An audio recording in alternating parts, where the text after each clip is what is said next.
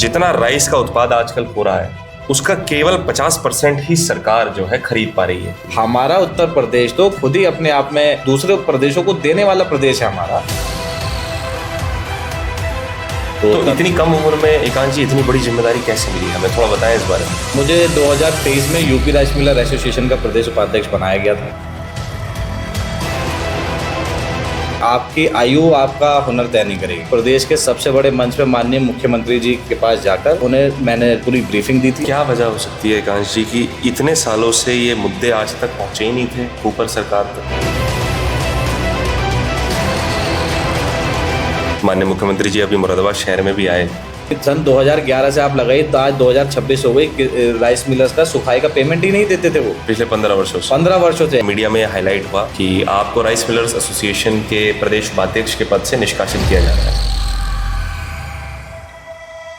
2023 में जब मुझे प्रदेश उपाध्यक्ष बनाया गया तभी से ही एक विवाद एसोसिएशन में छिड़ा था कि भाई इतने कम उम्र के लड़के को आपने प्रदेश उपाध्यक्ष जैसे इतने बड़े पद पे आपने चिन्हित कर दिया। उस समय आपको थोड़ा सा मतलब ऐसा नहीं फील हुआ कि इतनी मेहनत कर रहा हूँ पूरी एसोसिएशन के लिए, इनके मुद्दों को मैं मुख्यमंत्री तक लेकर के जा रहा हूँ? कई बार ऐसा डिमोटिवेशन लगा भी, डिमोटिवेट हुआ भी। इसके अतिरिक्त और क्या परेशानियां आती हैं जो एक आम किसान परिवार को या आम किसान को झेलना पड़ रहा है? तो सन 2014 से पहले ऑफलाइन धान खरीद थी, किसानों को धक्के खाने पड़ते थे। आज 2026 है, दुनिया कहाँ की कहाँ पहुँच गई। क्या वजह है कि आज तक ये प्राइवेटाइजेशन के बारे में या कमीशन खरीद के बारे में जो है सरकार ने कोई कदम नहीं उठाया अभी तक? जिसकी दुकानें बंद होंगी, जो राइस मिलर्स के नाम पर अपने अपने जिलों में दलाली करते थे, यही वजह थी जो आज आप देखिए ना, सन 90 से आज 2026 तक क्यों ऐसे डिसीजंस नहीं लिए गए। एक पॉलिसी सरकार अभी लेकर के आई जैसे हमने देखा इथेनॉल की पॉलिसी। कैंसर की तरह ये इथेनॉल काम करेगा। इथेनॉल आपका मक्का से बनेगा, ब्रोकन राइस से बनेगा, आपका शुगर केन से बनेगा। नमस्कार सभी को, स्वागत है आपका कहानियां विद इंद्रजीत पर। आज के हमारे गेस्ट हैं एकांश गुप्ता जी, पश्चिम उत्तर प्रदेश के राइस मिलर्स एसोसिएशन के प्रदेश अध्यक्ष। बहुत ही कम उम्र में एक मिसाल कायम करी है एकांश जी ने। पूरे प्रदेश के राइस मिलर्स के मुद्दों को उन्होंने हमारे प्रदेश की जो सरकार है उसके सामने ला करके रखा है। उन मुद्दों के निवारण के लिए उन्होंने मेहनत करी है, काम किया है। हम जानेंगे उनके जीवन के संघर्ष से और उनके अनुभवों से कि उन्होंने कैसे इस जर्नी पे आकर के चले और कैसे उन्होंने अपने भाइयों का, अपने उद्योग करने वाले साथियों का सहयोग किया। तो हम जानना चाहेंगे एकांश जी कि हमें जानकारी मिली हमारे प्रदेश में जितना राइस का उत्पाद आजकल हो रहा है उसका केवल 50% ही सरकार जो है खरीद पा रही है। तो क्या वजह है कि ऐसा कमी हमारे किसानों के लिए हो रही है, या फिर हमारे सरकार को ऐसी कौन सी आर्थिक कमी हो रही है कि हम अपना राइस भी पूरी तरीके से नहीं खरीद पा रहे हैं अपने किसानों से? सबसे पहले तो मैं ये गलतफहमी ही दूर कर दूं कि हमारे यहाँ राइस कितना होता है कितना नहीं होता है, ये सबसे पहले मैं आपको बताना चाहूँगा। जी, भारत अपने आप में एक विश्व प्रसिद्ध देश है और विश्व में बड़ी बड़ी चुनौतियों का सामना करने वाला देश है। अपनी उत्पादों के लिए, अपनी क्षमता के लिए जानने वाला देश है। भारत में जितना भी धान उत्पादन होता है 65% उसका धान का उत्पादन अकेला उत्तर प्रदेश करता है। ये बात मैं आपको बताना चाहता हूँ। उस 65% धान का जो उत्पादन होता है सिर्फ उत्तर प्रदेश में होता है और उस 65% का सिर्फ 50% ही हमारी गवर्नमेंट खरीद पाती है किसानों से। बाकी का जो 50% हमारा जो धान रह जाता है किसानों का, वो किसान छोटे मोटे दामों में जब स्टेट के बाहर जाएगा, जब अपने घर में अगर कोई चीज़ बिकती है घर से तो वो अपने रेट में बिकती है, और अपने घर से आप दूसरे घर में, दूसरे देश में, दूसरे शहर में, दूसरे स्टेट में अगर बेचने जाओगे तो आपका शोषण होना लाजमी है। बिल्कुल। तो हमारा यही है कि जब 50% हम खरीद रहे हैं तो उसको हम क्या वजह है कि पूरा उसका 100% नहीं खरीद सकते या 80% नहीं खरीद सकते? क्या इसमें क्या मतलब सरकार के पास पैसे की कोई कमी है आपको लगता है, या इसमें कोई मतलब अधिकारियों की कोई ऐसी पॉलिसी है कि वो चाहते हैं कि भाई इतना ही हम खरीदेंगे? ये सरकार की पॉलिसी ही खराब है, शासन की पॉलिसी खराब है। सरकार का इसमें मैं नहीं मानता। शासन जो पॉलिसी अपनी अटेंड करने के लिए सरकार को देती है, सरकार उसी पे ही अपना विचार विमर्श करके उस पर मोहर लगा देती है। ग्राउंड स्तर की जानकारी ऊपर तक पहुंचाने का कार्य हमने माननीय मुख्यमंत्री जी को कराया है, माननीय मुख्यमंत्री जी को अवगत कराया है इस ग्राउंड रियलिटी के बारे में कि जब 50% ही हम खरीद रहे हैं और जितना हमें, अब जैसे मैं मुरादाबाद जिले की बात करूं, मुरादाबाद जिले में जितना आवंटन मात्रा है उस मात्रा तक को हम नहीं खरीद पाते। हालांकि हमारा उस आवंटन मात्रा से ज्यादा उत्पादन हमारा धान मुरादाबाद जिले में होता है, पर बाकी का मतलब उस आवंटन मात्रा का भी सिर्फ 50% हम खरीद पाते हैं। बाकी का जो आता है वो रेलों के माध्यम से, रैकों के माध्यम से अदर स्टेट पे आता है।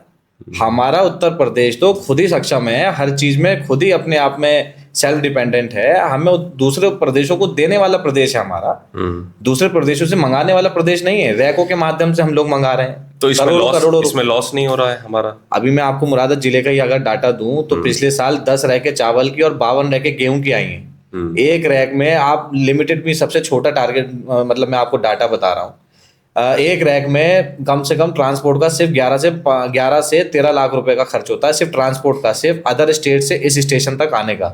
फिर स्टेशन से डिपो पे जाने का ट्रांसपोर्ट का खर्च अलग, हैंडलिंग का खर्च अलग, हैंडलिंग मतलब लेबर का खर्च अलग। तो ये एक ही रैक का 16-17 लाख रुपए का लमसम आपका खर्च बैठता है। अब आप लगा लीजिए 62 रैके हमारे पास आए तो कितने करोड़ों रुपए हमारा आम जनता का ही पैसा है। वो ये आप बता रहे हैं केवल मुरादाबाद जिले के बारे में या प्रदेश के बारे में? सिर्फ मुरादाबाद जिले का, मैं मंडल की भी बात नहीं कर रहा हूँ, सिर्फ मुरादाबाद जिले का। मतलब ये मैं आपको डाटा जो मैं आपको दे रहा हूँ सिर्फ मुरादाबाद जिले का दे रहा हूँ कि करोड़ों रुपए का खर्च जो आम जनता का पैसा है, जो रोजगार में, प्रदेश के व्यापार में, प्रदेश के राइस मिलर उद्योग में और प्रदेश के किसान भाइयों के लिए हमारा यूज होना चाहिए, वो आज हमारा दूसरे स्टेटों पे डिपेंडेंसी करने के लिए पता नहीं किस विचार में हो रही है, किसने सुझाव दिया है, करोड़ों रुपए खर्च हो रहे हैं। पर ये जैसे आपने बताया कि मुरादाबाद में एक जिले में इतना नुकसान हमारा हो रहा है जी, आप सोचिए अगर पूरे प्रदेश को हम देखें उसका आकलन जी, जी, तो ये तो मुझे लगता है कई सौ करोड़ का नुकसान, कई सौ करोड़ का है हमारे किसान का और हमारे प्रदेश के आम नागरिक का हो रहा है। और ये पैसा हमारे प्रदेश से निकल के दूसरे प्रदेश के किसानों के पास में जा रहा है। बिल्कुल, और हमारे प्रदेश के किसानों का शोषण हो रहा है। तो मैं समझना ये चाहूंगा एकांश जी, जितना मैं समझ पा रहा हूँ आप भी नौजवान हैं और मेरे ख्याल से ये पद आपको, मेरे ख्याल से ज्यादा समय नहीं हुआ होगा इस पद पे काम करते हुए। हाँ, मुझे 2023 में यूपी राइस मिलर एसोसिएशन का प्रदेश उपाध्यक्ष बनाया गया था जी। तो इतनी कम उम्र में एकांश जी इतनी बड़ी जिम्मेदारी कैसे मिली, हमें थोड़ा बताएं इस बारे में। जिम्मेदारी, जब मैंने एक बात मेरे पिताजी हमेशा से कहते आए हैं कि अगर समस्या खुद की है तो उसे सुलझाने का रास्ता भी खुद को ही ढूंढना पड़ेगा। सही बात। और बचपन से ही किसान परिवार में जन्मा हूँ, किसान की प्रॉब्लम को समझा है, उद्योग की प्रॉब्लम को समझा है, एग्रीकल्चर से रिलेटेड प्रॉब्लम को समझा और चावल उद्योग की समस्याओं को बहुत करीबी से मैंने देखा है। जब से होश संभाला है तब से चावल और चावल उद्योग की जो राइस मिलों की समस्या सबको बहुत पास से देखा है। फिर चाहे वो सन 90 से मिलने वाली हलिंग चार्ज हो, ड्राइंग चार्ज हो और आपकी उससे रिलेटेड भी कई छोटी छोटी समस्याएं, उनको बहुत करीबी से देखा है। तो उसे देख के मुझे लगा कि अगर इस समस्याओं को निस्तारण करने के लिए अगर युवा आवाज बाहर नहीं आएगी तो इसकी प्रगति की जो एक स्पीड है वो हमेशा धीमी रह जाएगी। समस्याओं का हल कराने के लिए एक आक्रोश भरे युवा की जरूरत पड़ेगी और युवा ही इन चीजों को पूरे आक्रोश के साथ और पूरे अपने जोश के साथ इन चीजों को अच्छे से कर पाए। जैसे मेरा मानना है राइस मिलर्स एसोसिएशन एक पुरानी संस्थान होगी हमारे प्रदेश की और इसमें आपके कुछ सीनियर मेंबर्स भी रहे होंगे। एज अ नौजवान जब आप आए और आपने ये पद संभाला, अपना कार्य आपने आगे बढ़ाया, तो ऐसा भी कई बार लगता है कि भाई नौजवान है, ज्यादा थोड़ा दमखम लेकर के आगे बढ़ रहे हैं, ज्यादा ही जोशीला खून है और थोड़ी देर बाद ये जो है स्थिरता पर आ जाएगा। तो कोई आपको संस्था के भीतर से कोई परेशानी नहीं महसूस हुई उस समय पे, या कुछ लोग ऐसे सोच रहे हो कि भाई ये नौजवान को इतना बड़ा पद दे दिया गया इतनी कम उम्र में? ये तमाम बातें आई थी और बहुत जोरों से आई थी, पर हमने भी अपना सोचा कि आपकी आयु आपका हुनर तय नहीं करेगी। आपका काम, आपका संघर्ष, आपकी ईमानदारी और आपका जोशीलापन ही आपका कद और आपका पद डिसाइड करेगा। बिल्कुल ठीक। आपकी उम्र इसमें रुकावट नहीं आ सकती और वो मैंने करके भी दिखाया। सन 2023 में मुझे प्रदेश उपाध्यक्ष यूपी राइस मिलर एसोसिएशन का बनाया गया था जी, और जिसका कार्यभार संभाल के मैंने संघर्ष के रास्ते पे एक नई पहचान अपनी बनाई थी और राइस मिलर्स के मुद्दों को बड़े बड़े मंचों पे, जो कम से कम 15-20 सालों से इतने बड़े मंचों पे नहीं रखी गई थी, प्रदेश के सबसे बड़े मंच पे माननीय मुख्यमंत्री जी के पास जाकर सामने से रूबरू होकर उन्हें मैंने पूरी ब्रीफिंग दी थी। अच्छा, क्या वजह हो सकती है एकांश जी कि इतने सालों से ये मुद्दे आज तक पहुंचे ही नहीं थे ऊपर सरकार तक या प्रशासनिक अधिकारी तक? क्या वजह आपको लगती है कि भाई ये प्रॉब्लम? सन 2017 से पहले जो भी सरकार थी उन्होंने कभी इतना डीप और इतना ग्राउंड स्तर पर जाके समस्याओं को समझने का कभी सोचा प्रयास ही नहीं किया। वही शासन की भी आदत पड़ गई। 2017 में जब माननीय मुख्यमंत्री श्री योगी आदित्यनाथ जी जब मुख्यमंत्री बने तो उन्होंने इन समस्याओं पर विचार किया और 2023 में जब मैं प्रदेश उपाध्यक्ष के पद पे बना तो सबसे पहले मैंने माननीय मुख्यमंत्री जी से मिलने का समय लेके राइस मिलर उद्योग की समस्याओं को जब सबसे पहले उनके पास रखा तो सबसे पहले माननीय मुख्यमंत्री जी का सिर्फ एक जवाब था कि ये समस्याओं का समाधान आज तक हुआ क्यों नहीं, और ये परेशानियों की ब्रीफिंग आज तक मेरे पास आई क्यों नहीं। माननीय मुख्यमंत्री जी ने 24 घंटे के अंदर अंदर एक बैठक बुलाई थी जिसमें प्रदेश के राज्य मंत्री और प्रदेश के तमाम बड़े अधिकारी, जिसमें प्रमुख सचिव साहब, फूड कमिश्नर साहब और हमारे राज्य मंत्री श्री सतीश चंद्र शर्मा जी, सबको बुला के एक बैठक बुलाई गई थी और 24 घंटे का टाइम दिया गया था कि राइस मिलर्स का भुगतान और उनकी समस्याओं पर बैठक करी जाए। प्रदेश उपाध्यक्ष एकांश गुप्ता जी का जो विज्ञापन और मेरे पर जो डिमांड का वो जो लेटर आया था, विज्ञापन आया था, उनके साथ एक बैठक करी जाए और उनके युवा हैं तो उनके साथ सारे टॉपिक डिस्कस करके उनकी समस्या को निस्तारण किया जाए और राइस मिलर उद्योग को जीवन दान देकर इसको और इस पर कंसंट्रेट करके इसको आगे बढ़ाया जाए प्रदेश में।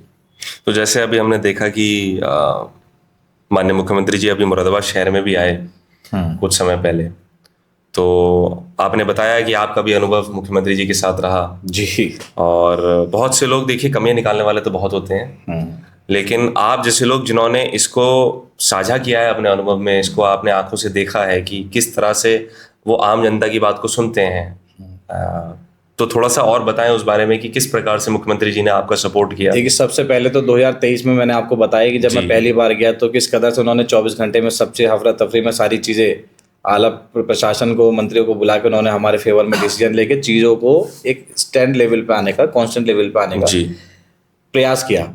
दूसरा, जब हम दूसरी तीसरी बार चौथी बार जब हम मिले तो एक ऊर्जा उनके अंदर हमने ये देखी व्यापारियों के लिए और आम जनता के लिए ग्राउंड स्तर पे, मतलब जाकर वो जो उनके विचार है जी, एक मतलब बहुत ही जोशीले तरीके से उन्होंने हमारी समस्याओं को बिल्कुल हार्ट टू हार्ट समझ के उन्होंने हमारा परेशानियों का समाधान करने के लिए आ गया है। बहुत सुंदर। 1% रिकवरी एक ऐतिहासिक फैसला भी उन्होंने लिया था। हमारी एक डिमांड थी, एक हमने विज्ञापन भी दिया था उनको और एक हमने अपनी मांग भी रखी थी कि प्रदेश में जो भी धान खरीद होती है उसका जो हम राइस मिलर चावल बनाते हैं उसका 67.67% की रिकवरी हमें एफसीआई में जमा करनी पड़ती थी। हालांकि इतनी आती नहीं थी जी, क्योंकि सरकारी मतलब जो भी धान हमारा आता था प्रदेश में कभी 66%, कभी 65% नहीं आ पाती थी, 67.67% जी। माननीय मुख्यमंत्री जी ने अकेले पूरी कैबिनेट में बैठक बुला के 1% की रिकवरी कम कराई सन 90 में, और सन 2026 में पहली बार कोई मुख्यमंत्री अभी तक इस उद्योग में रिलेटेड ऐसे आए जिन्होंने ऐसा हिस्टोरिकल डिसीजन लिया कि 1% की रिकवरी कम करी। स्टेट गवर्नमेंट अपने पास से उसका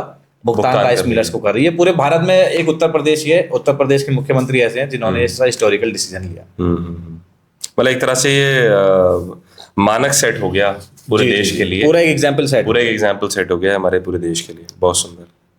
अच्छा, इसमें एक इशू जो मुझे और सुनने में आया था राइस मिलर्स के लिए कि जो चावल को सुखाने का जो एक हमारा पेमेंट होता है जो पीसीएफ के द्वारा करा जाता है, कई सालों से ये पेमेंट भी नहीं हो पा रहा था किसान जी को। जी जी जी।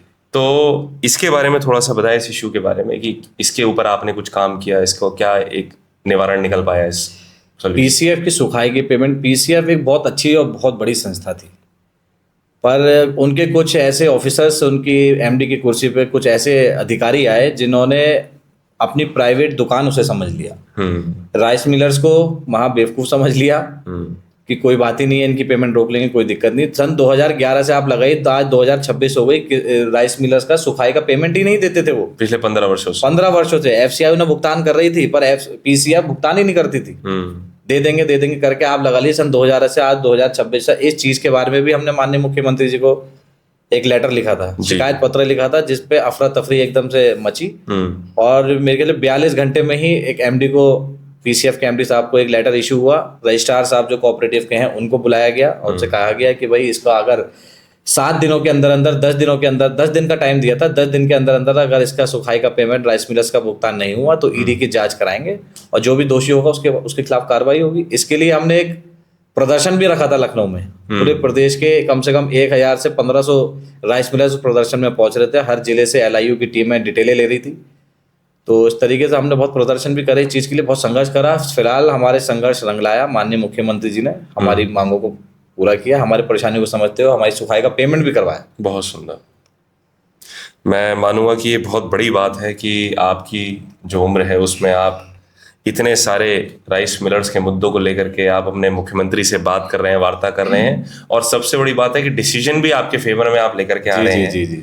तो हम सबके लिए ये सीखने लायक बात है मैं थोड़ा और जानना चाहूंगा एकांश जी आपकी कहानी के बारे में कि इतना सब इतने कम कार्यकाल में कर पाना, तो ये हिम्मत कहाँ से आई हमारे जीवन में? क्या कोई ऐसा इंस्टेंस था जो हमारे लिए इंस्पिरेशन बना बचपन में, या घर का कोई ऐसा सदस्य था जिसको देख करके आपको लगा कि मैं भी इस तरीके से अपने लोगों के लिए कुछ करना चाहता हूँ या कैसे कर सकता हूँ? तो ये कहाँ से सीखा हमने ये सब? देखिए, बचपन से ही, वैसे तो जब से होश संभाला है, मेरे गुरु हैं नगर विधायक श्री रितेश गुप्ता जी। जब से होश संभाला, जब माननीय विधायक जी विधायक नहीं थे, महानगर अध्यक्ष थे, उससे पहले भी एक आम नागरिक की तरह मैंने उनको देखा है जी, और देखा भी है, उनकी चीजों को ऑब्जर्व करा है। जिस तरीके की जनसेवा, निस्वार्थ जनसेवा से वो पहले भी कंधे से कंधा मिलाकर लोगों के साथ खड़े रहते थे, निस्वार्थ, कोई स्वार्थ नहीं, किसी तरीके का कुछ नहीं, परेशानियों को समझ के उसके लिए संघर्ष भी करते थे पूरी ईमानदारी से। और एक पर्सनैलिटी मैंने उनके अंदर देखी, तो बचपन से उनके जैसा बनने का एक वो था। तो आज थोड़ा सा उनके पदचिन्हों में चल के थोड़ा उनसे कुछ सीख के थोड़ा सा प्रयास है कि अपने कम से कम, बहुत तो नहीं कर सकता, पर अपने उद्योग के लिए कम से कम कुछ स्टेप्स ऐसे ले सकता हूँ, जितना ले सकता हूँ उतना ले रहे हैं। नहीं, बहुत अच्छा कर रहे हैं आप। और मैं देख रहा हूँ कि माननीय विधायक जी से सीख करके और उनके अनुभव से सीख करके मेरे ख्याल से आप उन चीज़ों को बहुत अच्छे से लागू कर रहे हैं अपने जीवन में। तो हम सबके लिए ये बड़ी प्रेरणा स्रोतक बात रहेगी जो आप कर पा रहे हैं। इसमें एक बात मैं और करना चाहूँगा, बीच में एक मुद्दा आया था जहाँ पर मीडिया में हाईलाइट हुआ कि आपको राइस मिलर्स एसोसिएशन के प्रदेश उपाध्यक्ष के पद से निष्कासित किया जा रहा है। जी जी जी। और इसको इस तरह से दिखाया गया कि जैसे आपके काम में कोई कमी रही हो, जिस वजह से आपको हटाया जा रहा है इस पद से। जी जी जी जी। तो इस मुद्दे के ऊपर आप क्या कहना चाहेंगे? देखिए, 2023 में जब मुझे प्रदेश उपाध्यक्ष बनाया गया, तभी से ही एक विवाद एसोसिएशन में छिड़ा था कि भाई इतने कम उम्र के लड़के को आपने प्रदेश उपाध्यक्ष जैसे इतने बड़े पद पे आपने चिन्हित कर दिया, पद उनको दे दिया। तो एक हर चीज़ का जब एडवांटेज होते हैं तो उसके डिसएडवांटेजेस भी होते हैं। जब आप अच्छा काम करोगे तो जितना आपके चाहने वाले हैं उससे ज़्यादा आपके ना चाहने वाले भी, जिसकी दुकानें बंद होंगी, जो राइस मिलर्स के नाम पर अपने अपने जिलों में दलाली करते थे, जो राइस मिलर्स के नाम पर अपने काम निकाल के ले जाते थे, यही वजह थी जो आज आप देखिए ना, सन 90 से 2026 तक क्यों ऐसे डिसीजंस नहीं लिए गए? क्योंकि इतना घुस के, इतना ग्राउंड लेवल में घुस के और इतना ऊर्जा के साथ किसी ने इस तरीके की बातों को रखा ही नहीं। अच्छा, अपनी ही एसोसिएशन में जब इस तरीके के डिसीजंस मतलब मैंने मांगे अपनी रखी राइस मिलर्स की, पश्चिम उत्तर प्रदेश के स्पेशली मैंने अपनी जब मांगे माननीय मुख्यमंत्री जी के सामने और तमाम प्रदेश के बड़े मंचों पर जब मैंने अपनी बातें रखी, तो कहीं ना कहीं मेरी रिप्रेजेंटेशन जो है डाटा बेस्ड पे थी, सिर्फ थियोरेटिकल बेस्ड पे नहीं थी। एक डाटा जो मैंने तथ्य के पे बात करी, एक डाटा जब मैंने प्रेजेंट किया माननीय मुख्यमंत्री जी के सामने और तमाम आला बड़ा अधिकारियों के सामने, तो वो उस चीज से नकार ही नहीं सकते थे। मेरे सामने डाटा था, वो ऑनलाइन डाटा था, किसी को भी मिल सकता था, पर आज तक उन तथ्यों पे बात नहीं हुई, सिर्फ थियोरेटिकल गए और अपना फोटो खिंचाई, नेतागिरी करी और आ गए। जब हमने तथ्यों पे बात करी, एक ऊर्जा के साथ, एक संघर्ष जब हमने पूरी ईमानदारी के साथ करा, तो पूरे पश्चिम उत्तर प्रदेश के राइस मिलर्स को दिखा, उन्होंने, उनका प्यार मुझे मिला।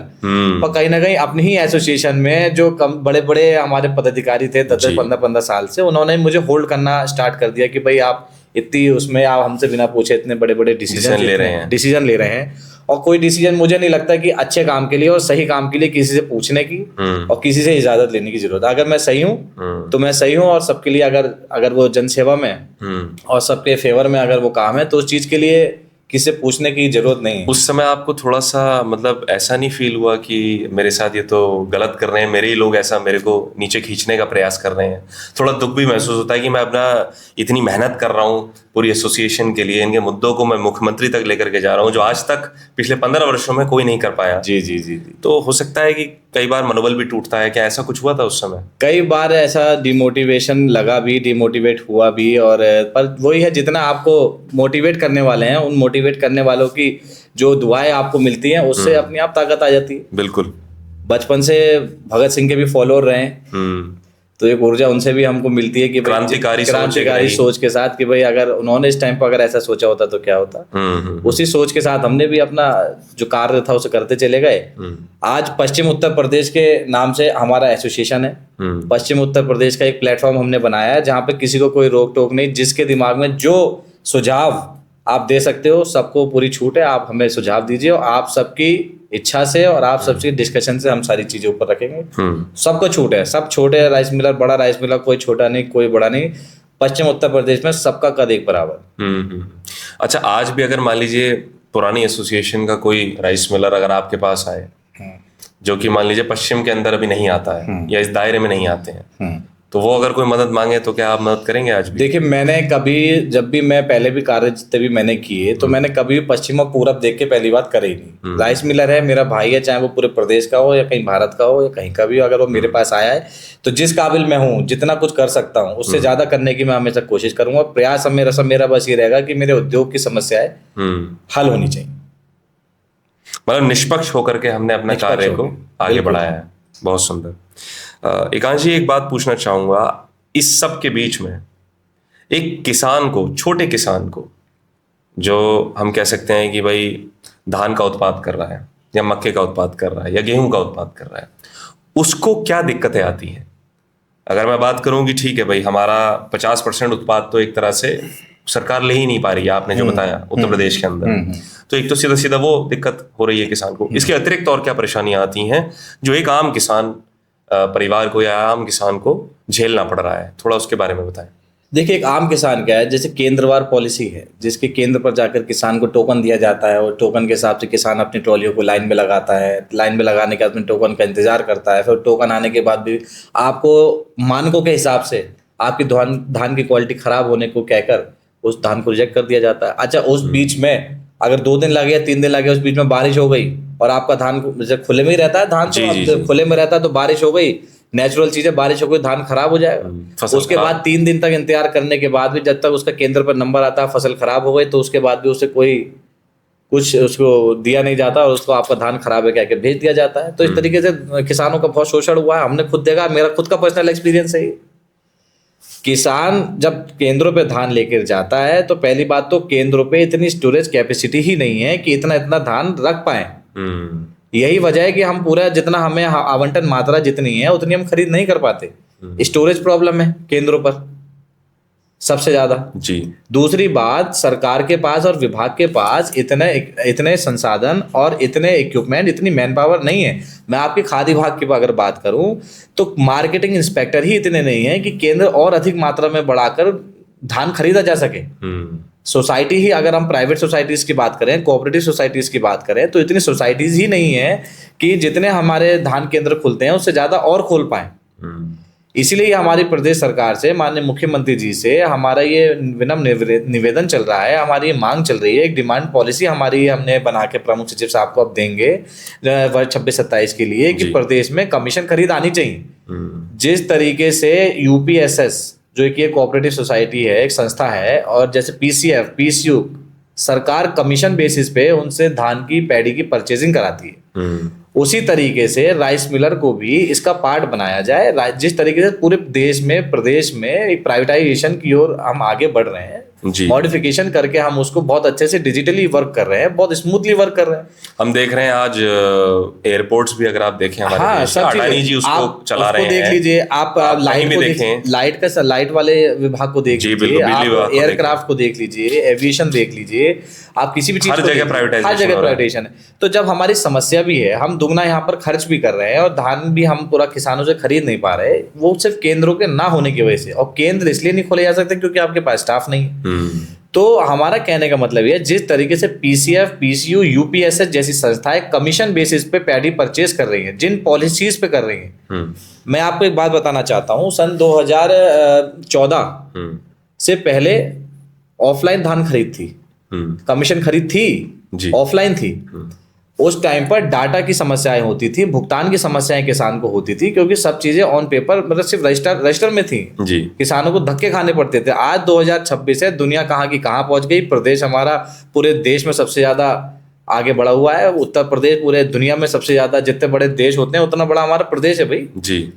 उस प्रदेश में अगर हम कमीशन बेसिस पे, राइस मिलर को भी कमीशन बेसिस पे पैडी परचेज की अथॉरिटी दे देते हैं, तो सारी पॉलिसी तो वही रहेगी जिस तरीके से यूपीएसएस, पीसीयू, पीसीएफ कर रही है। आपके केंद्र बढ़ेंगे, किसानों को ज्यादा से ज्यादा धान बेचने की सुविधा मिलेगी, पेमेंट का कोई गड़बड़ी नहीं हो सकती क्योंकि डिजिटल पेमेंट रहेगी। सब जो 72 घंटे में अगर पीसीएफ पेमेंट करेगा तो 72 घंटे में ही राइस मिलर पेमेंट करेगा भाई। सब चीजें ट्रांसपेरेंट हैं। आज आप देखो केंद्रों पे तो अंगूठों से लेके, आई स्कैन से लेके, मतलब बॉडी के अंदरूनी ऑर्गन को छोड़ के सभी चीजें स्कैन हो रही। तो गड़बड़ी का तो कोई मतलब ही नहीं हो सकता भाई।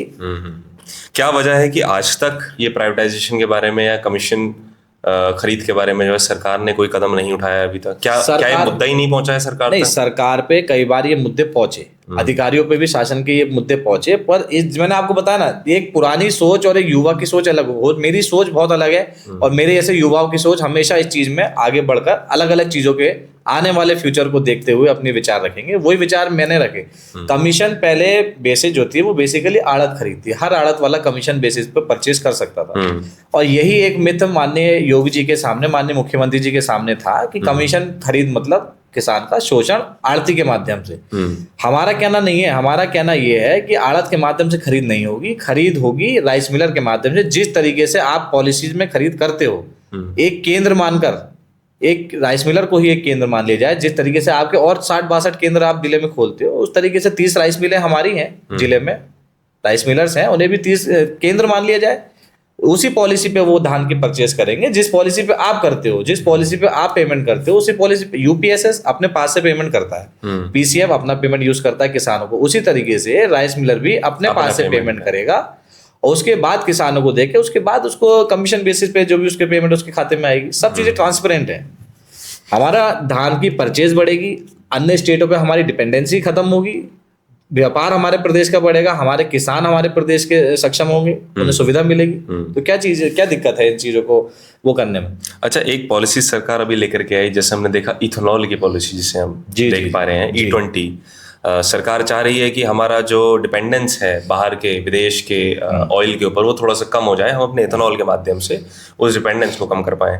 तो इस इथेनॉल के उत्पाद में भी हम देखते हैं कि पैडी का, राइस का जो है इस्तेमाल होता है जी। तो क्या इससे राइस मिलर्स को कोई बहुत ज्यादा बेनिफिट नहीं मिल पाया? इस पॉलिसी के बारे में कुछ बता पाएंगे आप? इस पॉलिसी में राइस मिलर तो छोड़िए, पहले मैं आपको किसान का ही एक वो बता देता हूँ और एक अर्थव्यवस्था किस तरीके की कैंसर की तरह ये एथेनॉल जो आया ये काम करेगा। एथेनॉल किस चीज से बनता है? एथेनॉल आपका मक्का से बनेगा, ब्रोकन राइस से बनेगा, आपका शुगर केन से बनेगा, इन 3 फसलों से बनेगा। और जिस तरीके से इस टाइम व्यवस्था चल रही है, जिस तरीके से जितना उत्पादन हमारा धान का है वो भी हम परचेज नहीं कर पा रहे हैं, वो धान हमारा जा रहा है बाहर, किसान को धक्के खाने पड़ रहे हैं जी। आपका मक्का आपके घर में बिक जाएगी। एथेनॉल के जितने भी व्यापारी होंगे जुड़े हुए, वो आपके घर से आके आपको पर्ची दे के चले जाएंगे कि आपका इतने में हमारा हो गया और आप दे दीजिए। आपका एथेनॉल, मक्का, आपका ब्रोकन राइस, वो तो अब भारत सरकार राइस मिलर पे एक और अत्याचार करने के फिराक में है ही कि पहले 25% का ब्रोकन जाता था, अब 10% का जाएगा। तो एक वो। तीसरा आपका ये शुगर केन, ये आपके ये फार्मिंग ऐसी हैं जो आपके घर से आपकी सेल हो जाएंगी भाई, बिना किसी उसके। अच्छा, इन फसलों के लिए किसान भी, बहुत बड़े बड़े किसान आंदोलन इन चीजों पे हो जाते हैं।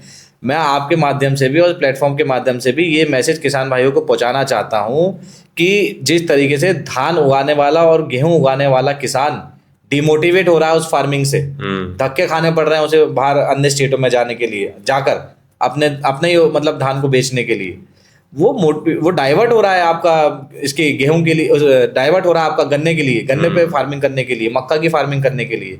अगर हर किसान गन्ना, मक्का और इन्हीं की फार्मिंग करने लग जाएगा, किसानी करने लग जाएगा, तो एक पूरी बनी बनाई अर्थव्यवस्था बिगड़ जाएगी। धान उगाएगा ही कौन? धान उगाएगा ही कौन? गेहूं उगाएगा ही कौन? भाई जो धान उगाता है वही गेहूं उगाता है। तो जब धान ही नहीं उगाएगा, वो गन्ने पे चला जाएगा या फिर वो मक्का पे चला जाएगा, तो उसका ध्यान ही हट जाएगा ना। अच्छा, इसमें एक विषय और सुनने में आता है कि एथेनॉल बनाने के लिए पानी का जो इस्तेमाल हो रहा है, जल का जो इस्तेमाल बिल्कुल, हो रहा है, वो भी बहुत अधिक मात्रा में हो रहा है। तो जितना ज्यादा इथेनॉल की मात्रा बाजार में बढ़ेगी, उतनी जल की कमी हमको आने वाले समय में होने वाली है और इस चीज को कोई सोच नहीं रहा है। बिल्कुल। तो मतलब मुझे लगता है कि इस पॉलिसी का तो नुकसान भी हो सकता है आने वाले समय में। इस पॉलिसी का तो जीता जागता नुकसान है, आंखों देखा नुकसान है। ये अभी पता नहीं चलेगी। आप 5 साल एथेनॉल के बेस्ड आप डिपेंड हो जाइए, आपको दिखने लग जाएगा, आपका ग्राफ बोलेगा, आपका वीट का और इसका धान का, पैडी का एक ग्राफ बोलेगा, जो धड़म से नीचे आएगा ना, जब डाइवर्ट होगा उसे रेट अच्छे मिलेंगे। भाई एथेनॉल आपको ज्यादा से ज्यादा बनाना है, ज्यादा से ज्यादा आपको रॉ मटेरियल चाहिए, रॉ मटेरियल आपको मक्का चाहिए, आपको क्या नाम है, शुगर केन चाहिए। आप ढूंढोगे उन किसानों को, घर से लेके जाओगे आप। वीट वाला और क्या पैडी वाला बेचारा, गेहूं वाला, वो धक्के खाएगा। तो वो क्यों डाइवर्ट नहीं हो? जब वो डाइवर्ट होगा तो इसका ग्राफ गिरेगा, एक बनी बनाई अर्थव्यवस्था बिगड़ जाएगी। आप मक्का खा सकते पेट भर सकते हो क्या? गन्ना खा के पेट भर सकते हो? खाना आपको रोटी पड़ेगी, चावल ही पड़ेगा। सही बात है। और आप ये पश्चिम में, मैं आपको बता रहा हूँ, पश्चिम में फिर भी हमारा रोटी का ट्रेंड है। जितना आप पश्चिम से पूरब की तरफ जाते जाओगे, आपको चावल की अहमियत पता चल जाएगी। बिल्कुल सही कह रहे हैं आप जितना यहाँ से भाई पूरब की पूरब तरफ की तरफ चलते चले जाएं, आप बंगाल आगे- की तरफ भी बिल्कुल, जाएं, बिल्कुल, सब बिल्कुल। जगह चावल ही खाया सब जाता चावल ही खाया जाता है। और जब चावल ही उगना बंद हो जाएगा तो क्या आदमी खाएगा? बनी बनाई अर्थव्यवस्था बिगड़ जाएगी। और ये बहुत बड़ा एक कैंसर की तरह एथेनॉल आया है, और इससे पहले हम इससे बीमार पड़े, इससे सरकार को कुछ ना कुछ सोच रोक के इस पे लगानी विचार चाहिए। करना चाहिए। बिल्कुल। अच्छा, एक और दिमाग में मुसीबत मेरे जो आ रही है, जो इस बारे में हम चर्चा कर रहे हैं, भविष्य में ये भी तो हो सकता है कि मान लीजिए नहीं उगा रहे हैं हम धान। अभी आपने देखा ट्रम्प के टैरिफ्स भी आए थे बीच में, बड़ा सारा कंट्रोवर्सी हुई, उन्होंने भारत को दबाने की कोशिश करी। और उसमें ये भी हो सकता है कि अगर हम नहीं उगाएंगे धान, तो जिस देश से पूरी दुनिया में धान उग रहा है, वो देश कह सकता है कि हम बेच देंगे आपको धान। बस तो यहाँ वाला जो हमारा किसान है, जो हमारा लोकल किसान है, जो राइस मिलर है, हो सकता है उसका धंधा और चौपट हो सकता है इस कारण। भाई लौट फिर के बाद वहीं आके अटक जाती है। अगर किसानों का धान और गेहूं ज्यादा से ज्यादा संख्या में नहीं खरीदा जाएगा, तो जिस तरीके से आज धान होने के बाद भी, गेहूं होने के बाद भी हम अदर स्टेट पे डिपेंडेंट हैं, फिर आने दूसरे वाला देश पे- समय ये हो जाएगा कि आप इंपोर्ट कराओगे दूसरे देश से। देश से। इसमें भैया एक हलिंग चार्ज का मुद्दा भी आपने अभी मेंशन किया था कुछ समय पहले, जो कि बड़ा पुराना मुद्दा है, शायद सन 1990 के आसपास से आप 90 बता के रहे हैं आसपास कि का है। मुद्दा चलता आ रहा है। तो उसके बारे में थोड़ा सा और विस्तार में हमें बताएं। एक हलिंग चार्ज होती है, जैसे जो धान सरकार खरीदती है वो हमको कूटने के लिए देती है, और वही कुटाई करने के बाद उसका जो चावल बनता है उसका 67.67% हमें FCI में जमा करना पड़ता था।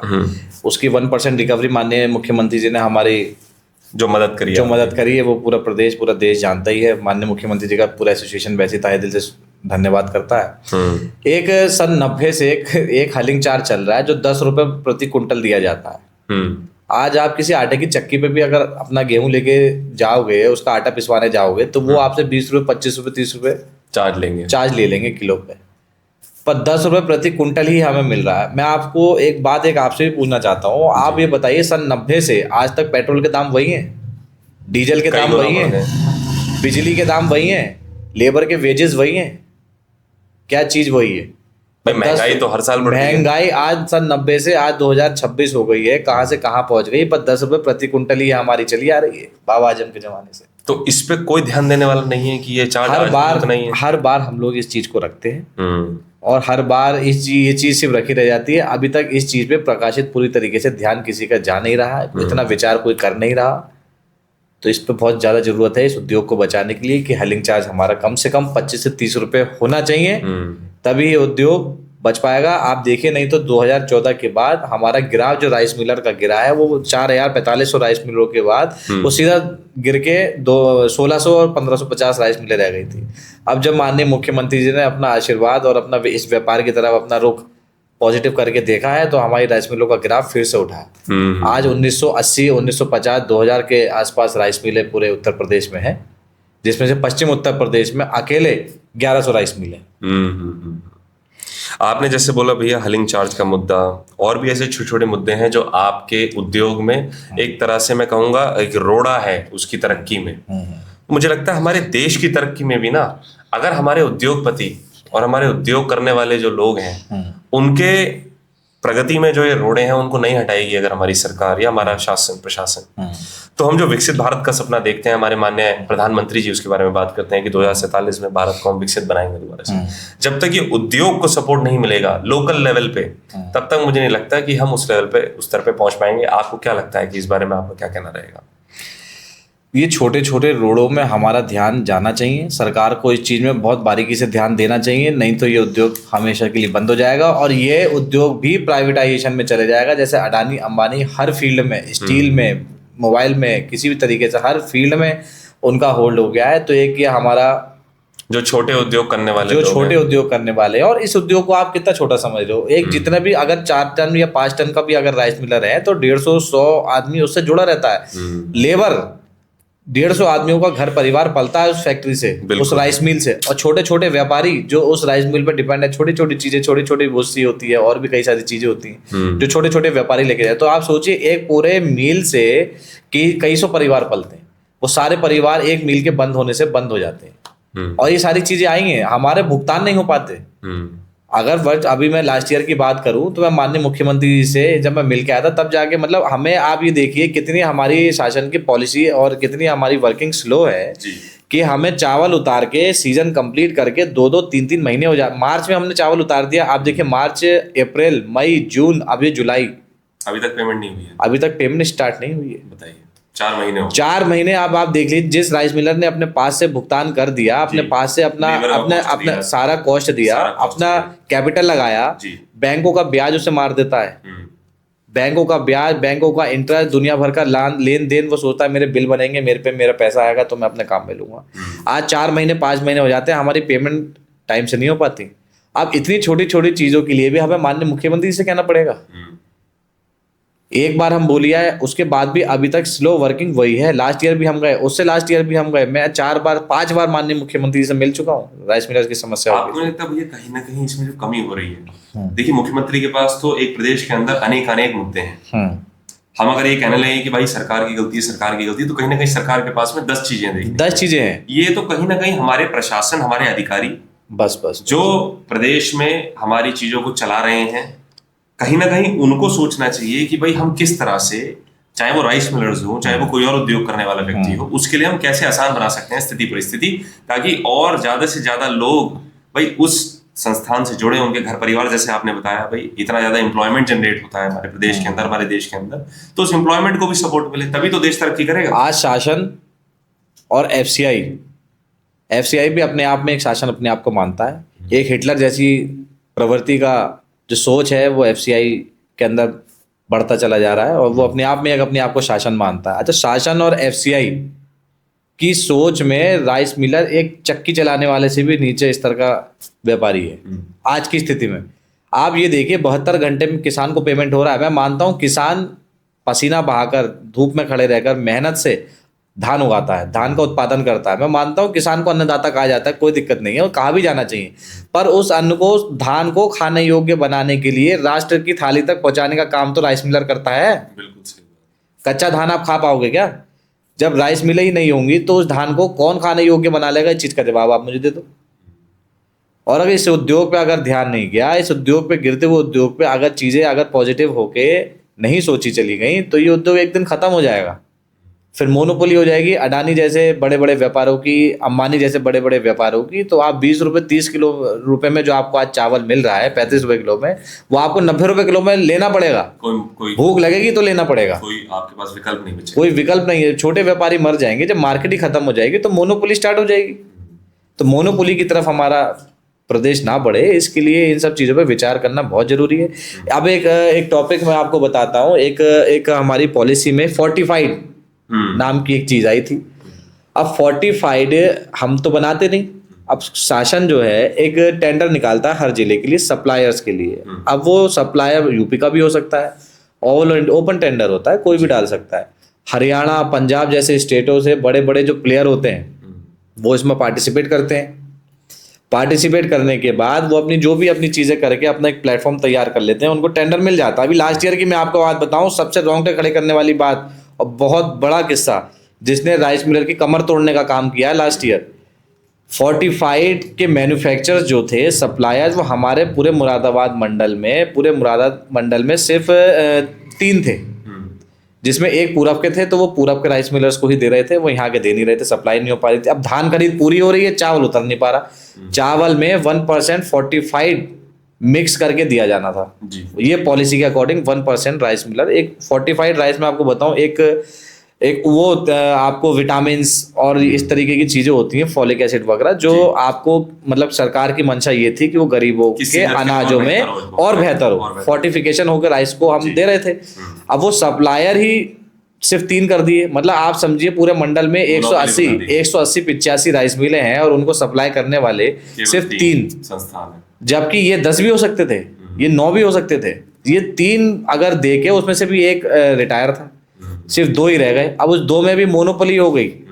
वो मोनोपोली, अच्छा उसमें हमारा ये था 2023 में हमने जैसे एफसीआई में राइस उतारा, एक स्टैग हमने लगा दिया फोर्टिफाइड की क्वालिटी के बेसिस पे। हमारा वो स्टैग 2 साल बाद फेल हो गया। मतलब 2023 में जो हमने चावल उतार दिया, वो एफसीआई की टीम ने 2025 में फेल कर दिया। फेल हमारे राइस के उस पर नहीं करा, वो फेल करा फोर्टिफाइड की क्वालिटी के बेसिस पे, जो हम बना नहीं रहे। जो गलती नहीं है आपकी। जो हम बना नहीं रहे, हमारे राइस पे अगर हमारा फेल हो तो उसके जिम्मेदार हम होंगे, बिल्कुल। उसकी लायबिलिटी हमारी रहेगी। पर जो चीज़ हम बना नहीं रहे उसके बेसिस पे आपने हमारा 6 लाटे लमसम आप ये समझ लीजिए 1800 कुंटल चावल आपने हमारा फेल कर दिया। अब वो राइस हम उठा के मील पे आपने लाने को तो कह दिया, अब मील पे हम रखेंगे तो वो पीडीएस का राइस है। फूड का कोई भी इंस्पेक्टर भी छोटा आएगा तो वो कहेगा भाई आपने ये 2 नंबर का चावल क्यों रख लिया। ओपन मार्केट में हम उसे बेच नहीं सकते, हम उसका करेंगे क्या, कोई ये भी तो बताए। आपने फेल कर दिया, अब फेल करा क्यों, फोर्टिफाइड की क्वालिटी के बेसिस पे जो हम बना नहीं रहे। मतलब सरकार अपना ही चावल पास करके भेज रही है मिक्स करने के लिए, और अपनी सरकार के अधिकारी आके उसी चावल के बेसिस को फेल करके राइस मिलर पे। तो कहीं ना कहीं अगर इसको मान लो आगे बढ़ाना भी हो प्रक्रिया को, तो आप इसके लिए कुछ ना कुछ आपने adjustment, कुछ ना कुछ। इसके लिए हमने सीएम साहब से शिकायत करी थी, सुप्रीम कोर्ट में, हाई कोर्ट में हमारे केसेस चले, हाई कोर्ट में हम इसका मुकदमा जीत भी गए। सुप्रीम कोर्ट में हमारा किसी कारणवश जो भी बड़े बड़े करोड़पति वकील है उन्होंने अपने तथ्य पेश करके हमारा शायद ये केस रुकवा दिया। तो इसका कोई रिजल्ट आ नहीं पाया। अब फोर्टिफाइड की क्वालिटी के बेसिस पे मैं इस चीज़ का दोबारा से माननीय मुख्यमंत्री जी को धन्यवाद दूंगा कि माननीय मुख्यमंत्री जी ने सेंट्रल से रिक्वेस्ट करके ये डिसीजन दिलवाया कि फोर्टिफाइड की क्वालिटी के बेसिस पर राइस मिलर का चट्टे दोबारा से फेल ना हो, दोबारा से हमारा उत्पीड़न ना हो। तो इसलिए स्टेट की नहीं, सेंट्रल की टीम फोर्टिफाइड की फैक्ट्रियों पे जाके उसकी क्वालिटी चेक करेगी, पास करेगी, उसके बाद आ पाएगी। ये तो माननीय मुख्यमंत्री ने बहुत अच्छा सुझाव रखा और बहुत अच्छी एक विचार रखे, अपने शुरुआत अच्छी करी।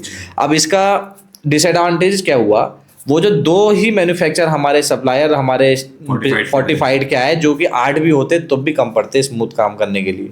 अब वो 2 ही मैन्युफैक्चर हमारे उसमें रह गए, वो मोनोपोली हो गई। वो माल वहाँ बन रहा था, सेंट्रल की टीम आ रही थी, उसे चेक कर रही थी, फिर उसका रिजल्ट आ रहा था। ये करते करते अगर हम अगर 2 दिन में 4 लौटे गिराने की क्षमता रखते हैं तो हम 10 दिन में 2 लौटे नहीं दे पा रहे थे।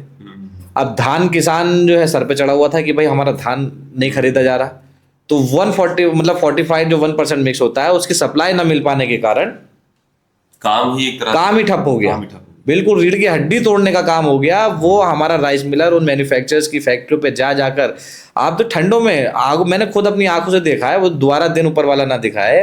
राइस मिलर अच्छा उद्योगपति जो था उसे ये चिंता थी कि भाई मैं अपना परिवार पाल पाऊंगा या नहीं पाल पाऊंगा, इस बार अपने बैंक का ब्याज दे पाऊंगा या नहीं दे पाऊंगा, या मेरी फैक्ट्री बचेगी या नहीं बचेगी।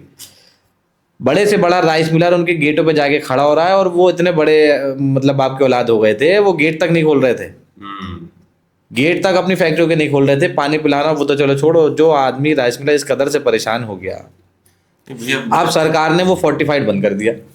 अच्छा, वो पॉलिसी बंद, अब वो पॉलिसी वो बंद हो गई फोर्टिफाइड की। अरे भाई, तो ये पॉलिसी लाए क्यों थे?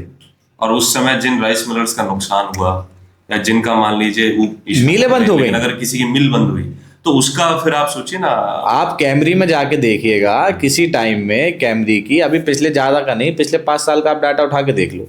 2020 में 2021 में कितनी राइस मिलें रामपुर में, एक कैमरी एक जगह है, सबसे बड़ा हब है हमारा वो मंडल का, अकेले 90 राइस मिलें सिर्फ कैमरी में है। पूरे रामपुर की बात करेंगे तो 110-115 राइस मिलें पूरे रामपुर जिले में आती हैं, जिसमें 90 अकेले उस कस्बे की हैं। आप उस 5 साल का डाटा सिर्फ उस कस्बे का उठा के देख लीजिए, उस जिले का उठा के देख लीजिए कि कितनी राइस मिलें वहाँ पर थी और आज कितनी चल रही हैं। 65 राइस मिलें एक साथ बंद हुई हैं 2024 में, एक साथ बंद हुई हैं, ताले डले हैं, नीलाम हुई हैं बाकायदा बैंकों के उससे। इन्हीं सब चीज़ों की वजह से कई सारी चीज़ें और कई सारी घटनाएं भी ऐसी हुई हैं, जैसे जब देरी से भुगतान होता है, जब कैपिटल अपने पास से राइस मिलर की लगती है तो बैंक का ब्याज लिमिट से लेके राइस मिलर लगाता है। जब भुगतान देर से होता है तो उस चीज़ का उसे डर रहता है कि भाई इस साल मेरा मील सही से चल पाएगा, फैक्ट्री चल पाएगी, बैंक का ब्याज में दे पाऊंगा या नहीं दे पाऊंगा। जब देरी से भुगतान होता है तो आर्थिक स्थिति राइस मिलर की टूट जाती है, जिसकी वजह से कई सारी घटनाएं भी हमारे प्रदेश में हुई हैं। बरेली में, मुरादाबाद में, रामपुर में राइस मिलर ने सुसाइड अटेम्प्ट तक किए हैं। कई सारे किसानों का उत्पीड़न इस तरीके से होता है कि जैसे अब यहाँ पर जितना उत्पादन होता है किसान का धान परचेज नहीं करा जाता, परचेज ना करने की वजह से वो आसपास की मंडियों में जाता है। जैसे यहाँ पर नियर बाय मंडी काशीपुर मंडी धान की सबसे बड़ी मंडी है, तो काशीपुर में जब वो जाता है तो औने पौने दामों में उसका लिया जाता है, कई बार फेल भी कर दिया जाता है। कई बार घटनाएं ऐसी भी हुई हैं कि किसान ने पेट्रोल तक अपने ऊपर डाला है कि मेरा धान या तो इसमें आग लगा दो या इसका निस्तारण कर दो। इस तरीके की घटनाएं भी हुई। तो उनके सारे परिवारों पे इससे आप समझिए, वो सिर्फ राइस मिलर का परिवार नहीं, उस उद्योग से जुड़े हुए और कितने परिवार थे जिनका काम बंद हो गया, जितने भी लेबर थी उन सबके घर परिवारों में दिक्कत महसूस हुई, नीलाम हुई है बाकायदा उनकी राइस मिलें। भैया अभी एक पॉलिसी आई है 10% ब्रोकन राइस की, जो कि कई प्रदेशों में ऑलरेडी लागू भी हो चुकी है। क्या यूपी में भी इसके ऊपर कुछ कार्य हो रहा है? यूपी में भी इसमें लाने की तैयारी है। 10% ब्रोकन राइस ऑलरेडी 5 जिलों में और 5 स्टेटों में, हरियाणा, पंजाब, आंध्र प्रदेश, मध्य प्रदेश और उड़ीसा जैसे स्टेटों में लागू हो गया है। उत्तर प्रदेश में भी उसे लागू करने की पूरी तैयारी हो चुकी है। अभी एक कोर कमेटी भी बनी है शासन के द्वारा, जिसमें पश्चिम उत्तर प्रदेश के अध्यक्ष के रूप में और एक यूपी के हमारे अध्यक्ष हैं योशी मिश्रा जी, और हमारे पूरे पश्चिम उत्तर प्रदेश और पूरब के सब मिला के 3-4 डिप्टी आरएमओ जिले के हैं, उनको मिला के कोर कमेटी बनाई गई है, जो सिर्फ औचक निरीक्षण के लिए पंजाब और हरियाणा जैसे स्टेटों के राइस मिलर्स का निरीक्षण करेंगे और हमें अपनी अपनी रिपोर्टें भी शासन को देनी है। वैसे पूरी कंडीशन है तो पूरी फ्लॉपी, पर रिपोर्ट में हम देंगे भी और अपनी मांग भी माननीय मुख्यमंत्री से रखेंगे कि उत्तर प्रदेश में 10% ब्रोकन की ये जो स्कीम है ये ना लाई जाए।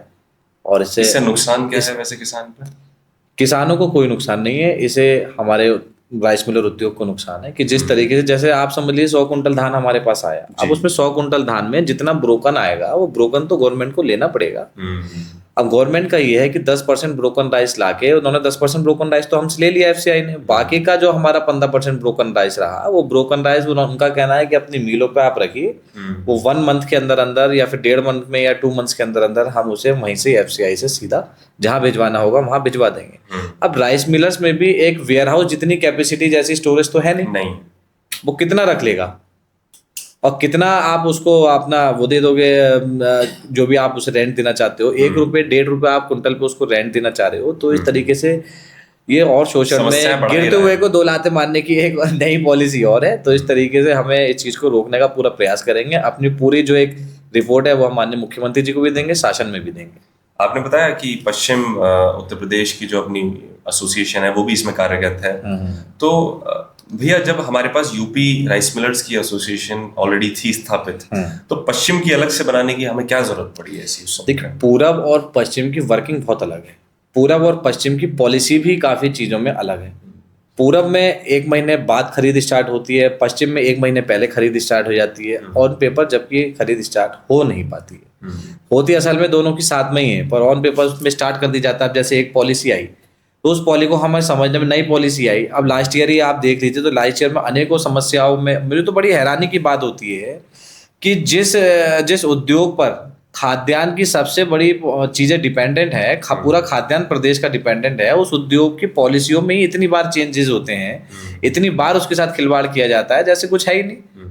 अरे भाई, किस किस समस्याओं का हमें सामना नहीं करना पड़ा लास्ट ईयर। अब वो धान की आपकी खरीद की देरी हो, आपके हलिंग चार्जेस और आपके क्या नाम है सुखाई की पेमेंट हो, फोर्टिफिकेशन जैसी समस्याएं हो, ट्रांसपोर्ट की समस्याएं हो, स्टोरेज की समस्याएं हो। कितने कितने जिलों में स्टोरेज नहीं है।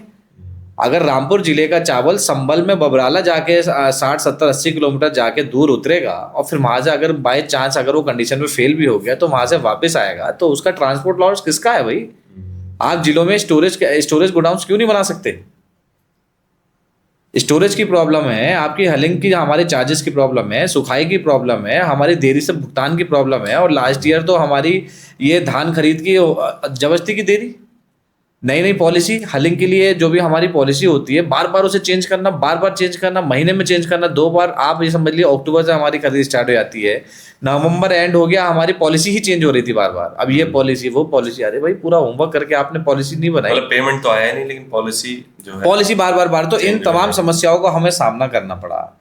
तो बड़ी हैरानी की बात है कि जिस खाद्यान्न की मतलब सब पूरी चीजें प्रदेश की खाद्यान्न इसी चीज पे डिपेंडेंट है, और आप उसी उद्योग की पॉलिसी ही बार बार इतनी बार शोषण करने के लिए चेंज कर रहे हो, तो कोई कहने वाला नहीं है। पश्चिम Uttar Pradesh rice Miller association का ये मंच हमें इसलिए भी बनाना पड़ा था क्योंकि अब जो भी हमारे प्रदेश अध्यक्ष हैं, प्रदेश की कमान संभाल रहे, ऑलमोस्ट 55-60 ईयर्स के हैं और ऑलमोस्ट 10-10 साल 15-15 साल से प्रदेश अध्यक्ष के पद पे बैठे हुए हैं। तो एक युवा जब आधी उम्र से भी आधी उम्र का युवा जब सच्चे दिल से, अपनी पूरी ईमानदारी से, मेहनत से, संघर्ष करने के बाद जब अच्छे मुद्दों को और सच्चे मुद्दों को निडर होकर सबके सामने उठाता आया है, तो कहीं ना कहीं बड़े बड़े पदों पे बैठे पदाधिकारियों को, एसोसिएशन में बैठे बड़े बड़े पदाधिकारियों को कहीं ना कहीं ये खला कि ये कल का लड़का आगे, इसने वो काम कर दिए जो आज हम 55-60 साल की उम्र में होके भी नहीं कर पाए। पश्चिम की अलग ही एक समस्याएं थी जो आज तक मैं मानता हूं कि पश्चिम के एक अलग प्लेटफॉर्म से अगर वो मतलब सिर्फ स्पेसिफिकली पश्चिम के लिए अगर रखी जाए तभी वो समस्याएं हाईलाइट में आएंगी। अन्यथा जैसे आज तक सालों से 30-40 साल से वो समस्या आज तक हाईलाइट में नहीं आई, नज़रों में नहीं आई, तो आगे भी नहीं आ पाएगी, उस गति से नहीं आ पाएगी, उस आक्रोश से नहीं आ पाएगी, उस संघर्ष के साथ नहीं आ पाएगी। तो इसलिए पश्चिम उत्तर प्रदेश का प्लेटफॉर्म स्पेसिफिकली बनाना बहुत ज़रूरी था। यही वजह थी जो लास्ट की समस्या जो हमारे पिछले साल हुई थी, किसी ने उठाई नहीं थी, हमने उठाई थी, जिसके लिए जो समस्या उठाने के लिए हमें रोका गया 45 जैसी समस्याओं को। तो इसी चक्कर में मैंने अपने पद से इस्तीफा दिया था, लिखित रूप में अपने पद से इस्तीफा दिया था कि जिस एसोसिएशन में सच्चाई के लिए और ईमानदारी से और सही काम के लिए अगर रोक टोक होगी, तो उस एसोसिएशन में, उस यूपी राइस मिल एसोसिएशन में कार्य करके मैं करूंगा क्या, किस चीज के लिए कार्य करूंगा। सिर्फ नेता बनने के लिए मुझे कार्य नहीं करना। राजनीति तभी आपकी सार्थक होती है जब उसका माध्यम जनसेवा हो, और जनसेवा का ही संकल्प लेकर, राइस मिलर्स उद्योग का ही समस्याओं का निस्तारण कराने का संकल्प लेकर मैंने पश्चिम उत्तर प्रदेश का एक प्लेटफॉर्म, एक मंच तैयार किया है, जिसमें सारे ही राइस मिलर्स को बराबर का हक दिया जाएगा, बराबर का सम्मान दिया जाएगा, और सबकी समस्याओं को एक बराबर सुन के समानता के साथ सबको रखा जाएगा। इसलिए पश्चिम उत्तर प्रदेश का एक स्पेसिफिक मंच होना जरूरी है, बहुत जरूरी है। अंत में भैया क्या आपको लगता है, क्या मैसेज आप देना चाहेंगे? अंत में मेरा सिर्फ एक ही मैसेज है कि व्यापारी और किसानों के बीच का एक पुल होता है राइस मिलर। व्यापारी और किसान के बीच का अगर ये पुल टूट जाएगा तो प्रदेश की, भारत की एक बनी बनाई अर्थव्यवस्था टूट जाएगी, खत्म हो जाएगी। किसान अगर अन्नदाता है, वो खेतों में अब मेहनत करके पसीना बहाकर अगर धान का उत्पादन कर रहा है, तो राइस मिलर भी उस धान को खाने योग्य बनाने के बाद राष्ट्र की थाली तक पहुंचाने का काम कर रहा है जी। तो उसे उसी निगाह से देखा जाए, उसी चश्मे से देखा जाए, कोई और निगाह से उसे ना देखा जाए। व्यापार को व्यापार समझ के देखा जाए, और हर छोटा व्यापार हो या बड़ा व्यापार हो, प्रदेश की उन्नति में सबका योगदान बराबर होता है। बिल्कुल। तो उसी विचार के साथ इस उद्योग को पूरे मान सम्मान के साथ इसकी परेशानियों को हल करने का कार्य किया जाए। बस यही मेरे आपके चैनल से और आपके इस पॉडकास्ट से यही मैं चाहता हूँ कि ये मैसेज एक आखिरी बात मैं और आपने इसमें जोड़ना चाहूँगा। जैसे आपने बोला कि छोटे से छोटा व्यापारी भी हमारे प्रदेश की अर्थव्यवस्था में अपना योगदान कर रहा है, और उसको विकसित भारत का एक हिस्सा बनाने में अपनी जो भी एक जिम्मेवारी है उसको पूरा कर रहा है। इसी उसमें हमने देखा कि अभी हाल ही में एक मुद्दा हुआ, लखनऊ के अंदर आग लगी एक बिल्डिंग के अंदर, और उसके बाद पूरे प्रदेश का शासन प्रशासन जाग करके बहुत सारे बिजनेसेस को सील करने की एक कार्यवाही पूरे प्रदेश के अंदर जाग गई है, जिससे कि जैसे मैंने देखा बहुत सारे छोटे बड़े उद्योगपतियों के ऊपर बहुत प्रॉब्लम्स आ रही हैं। तो आपने भी जो बात करी, उसी मुद्दे को मैं आगे लेके जा करके कहूंगा हमारे शासन से, हमारे माननीय मुख्यमंत्री जी से, कि कृपया कोशिश करें कि उद्योग करने वाले लोगों को आप उनका समर्थन करें, उन्हें मौका दें, उनकी कमियां अगर कोई है तो उनको पूर्ति करने के लिए कुछ समय दें जी। अगर हम पूरी रोक किसी भी बिजनेस पे आज लगा देंगे तो उससे हमारी पूरी प्रदेश की अर्थव्यवस्था हिल जाएगी, और जो एक तरह से पिसने का काम होगा वो केवल एक आम नागरिक का होगा। बिल्कुल। तो हमें कहीं ना कहीं कोशिश करनी चाहिए कि हम अपने आम नागरिक की, हमारे उद्योग करने वाले लोगों को भी, उनकी भी सपोर्ट करें। तो बहुत अच्छी बात आपसे हमें आज यहाँ पे कहने को मिली है एकांश जी, तो बहुत बहुत धन्यवाद आपका हमारे चैनल पर आने के लिए, और हम उम्मीद करेंगे आप ऐसी तरक्की करें और खूब सारी बुलंदियां आप आने वाले समय में छुएं। धन्यवाद, है ना। बहुत बहुत धन्यवाद, नमस्कार आपका।